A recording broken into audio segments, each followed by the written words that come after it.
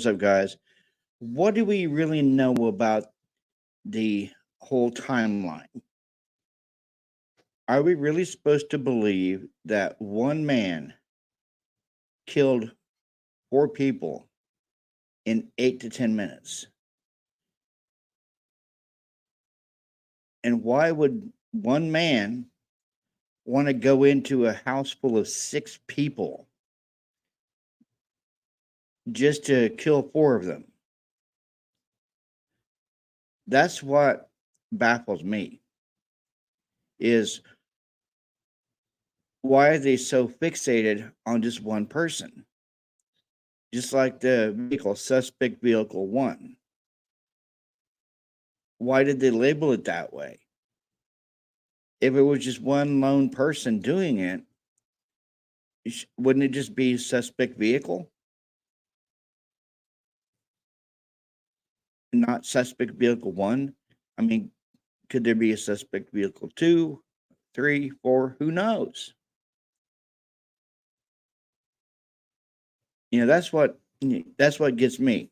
They want us to believe this. They want us to believe that one person went into a house of six people and killed four of them.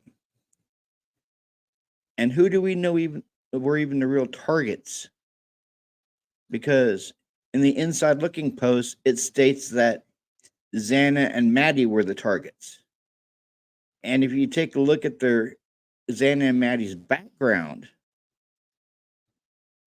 I mean, even their parents' background,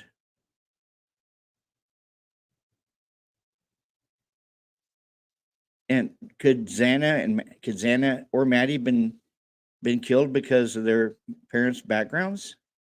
Nobody knows. Nobody wants to touch on that.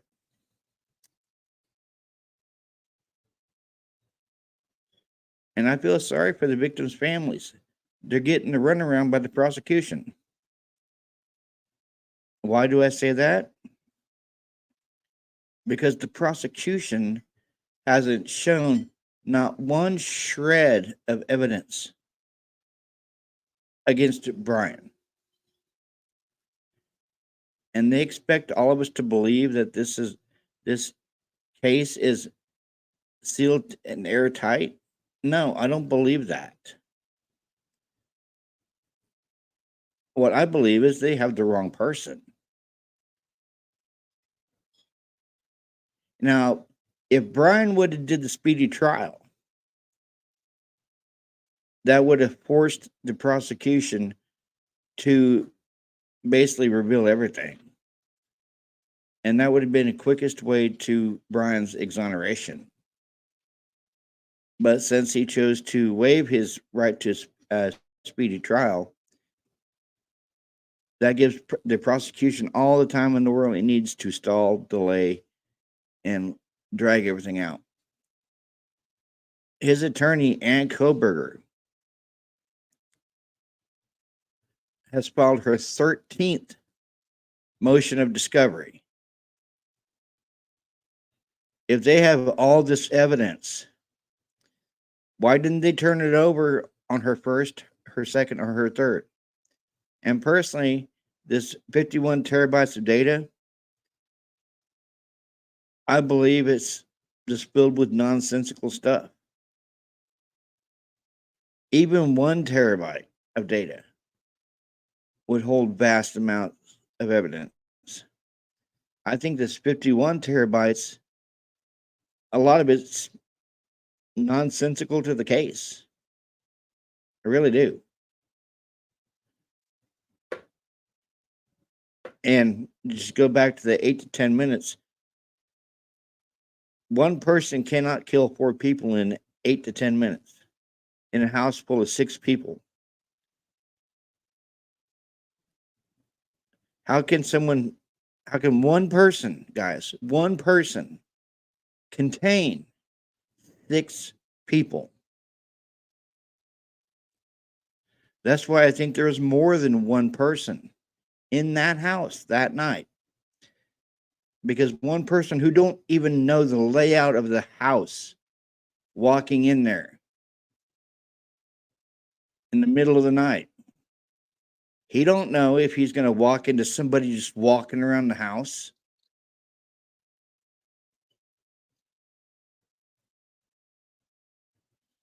And that was a college house, a sorority house, an off-campus home.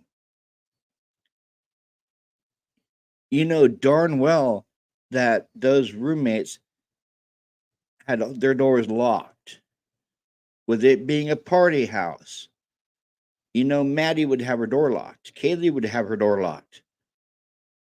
Xana, Bethany, Dylan, Ethan would have their doors locked because they wouldn't want someone coming in the middle. Oh, I thought this was the bathroom. I'm sorry. I'm sorry. I'm sorry.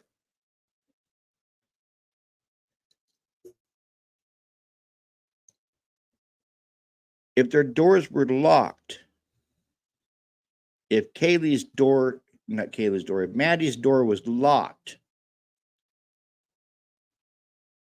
that would be a little bit more time added to that 8 to 10 minutes because he would have to get in there.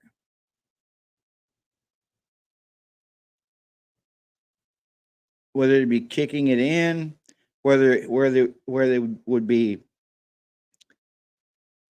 prying the door open from the lock with the knife, that takes time.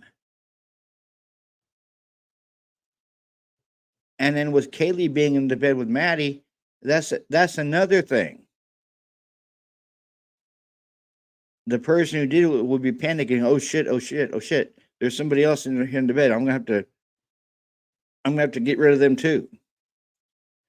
There's some more time added to the 8 to 10 minute timeline.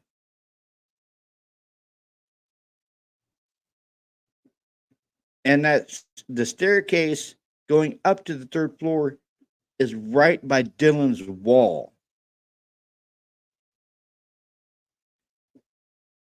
And you're telling me she didn't hear anybody walking up and down the stairs that night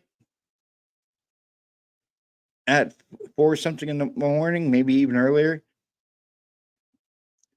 And she said she heard the sounds of a person saying, "There's someone here." How do we all know that wasn't Matt? That wasn't Xana bringing her DoorDash bag out to the kitchen and seeing that sliding glass door open. Now, whoever did it, could they came down the stairs and chased her into her bedroom? Very good possibility. Or there was more than one person in the home that night. One upstairs, possibly two, and somebody else on that second floor.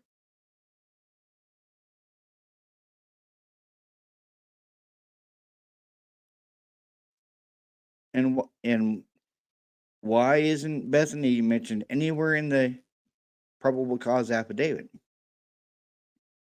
except for the digital download of her phone? Did her story not match up with Dylan's, and that's why they left her out of the PCA? It just makes you think, guys. Did Bethany not tell the police what they wanted to hear? And that's the reason why she wasn't mentioned in the PCA. Because Dylan told them what they wanted to hear. That's why she's so glorified in the PCA. And I honestly think the parents are getting tired of waiting. This man has been in jail for 16 months almost. They want this trial started and over with. Brian's innocence be damned. They want this started and over with because they're tired of playing the waiting game that the prosecution is doing.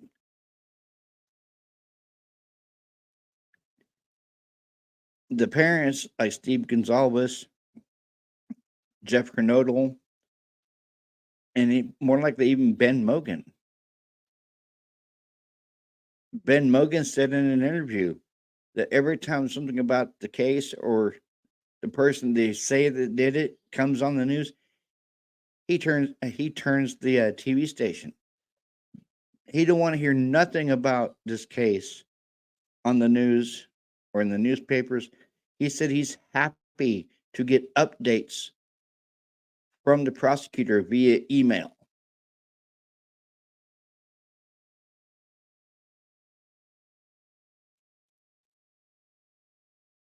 It's more than likely the families are concerned that the prosecution has nothing. Of all this evidence, the prosecutions has stated or have gone on record that they have is an they according to the prosecution, it's an open and shut case. We got the person that did it. Then where is the evidence? Why haven't you shown it?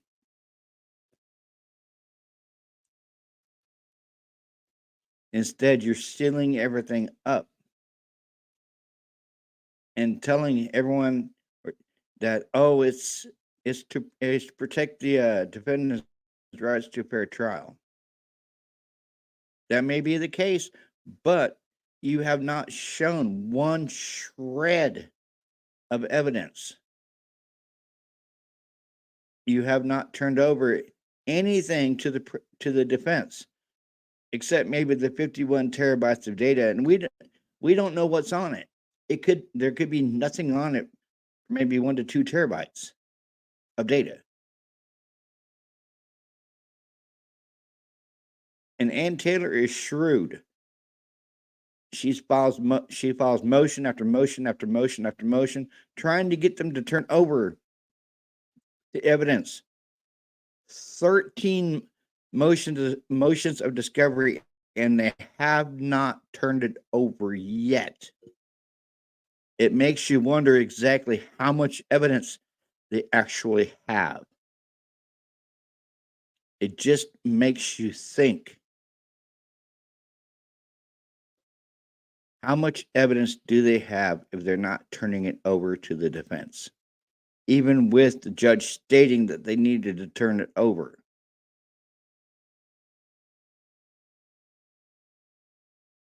And even in the search warrant for Brian's apartment and office, the officer there said that she was going off of the search warrant for probable cause, and she wasn't tying it to the IGG because the IGG could get thrown out in the process of leading up to the trial. So she was basing the search warrant off of probable cause. So what does that tell you guys? They have nothing. Yes, they got some stuff from his parents' house. The only thing they got out of his car apparently is a shovel that was in the trunk, and they took some parts off of his car. I don't know whether it's inside or outside that they took the pieces of his car, but they took those. And the FBI, of course, cut out portions of the wall inside 1122 King Road that had the blood splatter on, so they cut those sections of the wall out and took those. But out of 4 victims, they only had 20 some odd pieces of evidence between all 4 of them. So that was like 110, 115 pieces of evidence between 4 people. That's it.